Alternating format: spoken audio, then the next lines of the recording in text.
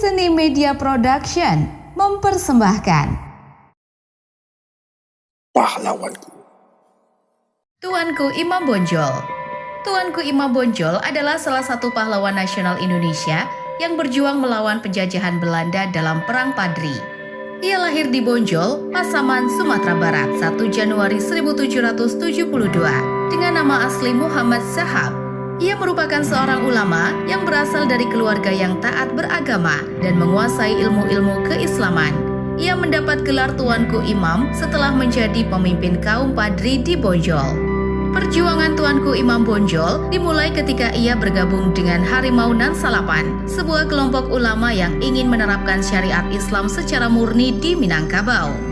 Kelompok ini menentang adat istiadat yang dianggap bertentangan dengan ajaran Islam, seperti perjudian dan minum-minuman keras.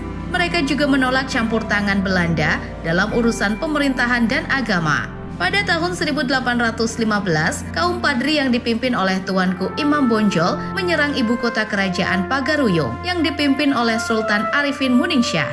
Sultan Arifin melarikan diri dan meminta bantuan Belanda untuk menghadapi kaum Padri. Belanda pun mengirimkan pasukan untuk menumpas pemberontakan kaum Padri. Perang antara kaum Padri dan Belanda kemudian dikenal sebagai Perang Padri. Tuanku Imam Bonjol menjadi salah seorang pemimpin Perang Padri yang paling berpengaruh dan disegani. Ia memimpin pasukan Padri dengan strategi dan keberanian yang luar biasa. Ia berhasil merebut beberapa benteng Belanda dan menguasai wilayah-wilayah strategis di Minangkabau. Ia juga membina hubungan baik dengan rakyat dan tokoh-tokoh adat yang mendukung perjuangannya. Perang Padri berlangsung selama lebih dari 30 tahun dengan berbagai pertempuran sengit antara kaum Padri dan Belanda.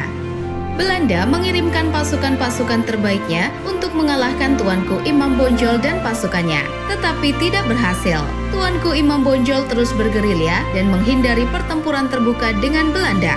Belanda kemudian mencoba untuk menawarkan perjanjian dengan Tuanku Imam Bonjol melalui Perjanjian Masang pada tahun 1824. Namun, perjanjian ini tidak dilaksanakan karena adanya ketidakpercayaan antara kedua belah pihak.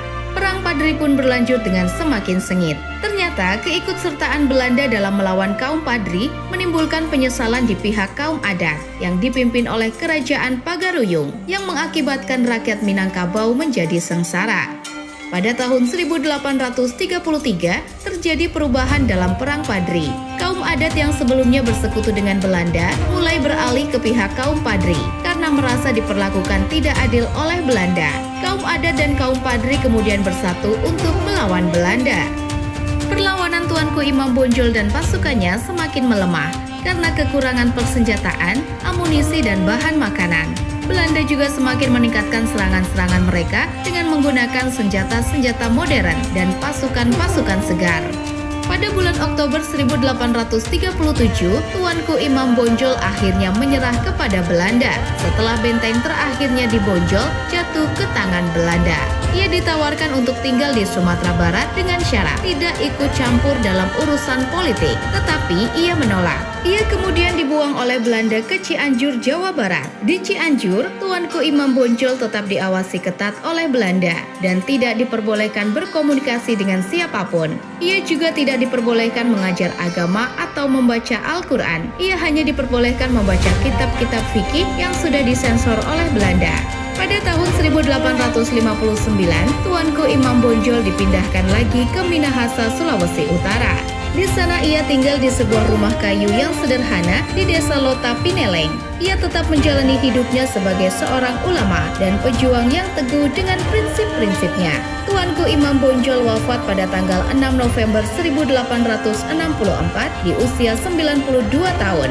Ia dimakamkan di Desa Lota dengan penghormatan militer oleh Belanda. Makamnya kini menjadi situs sejarah yang dikunjungi oleh banyak orang yang menghormati jasa-jasanya.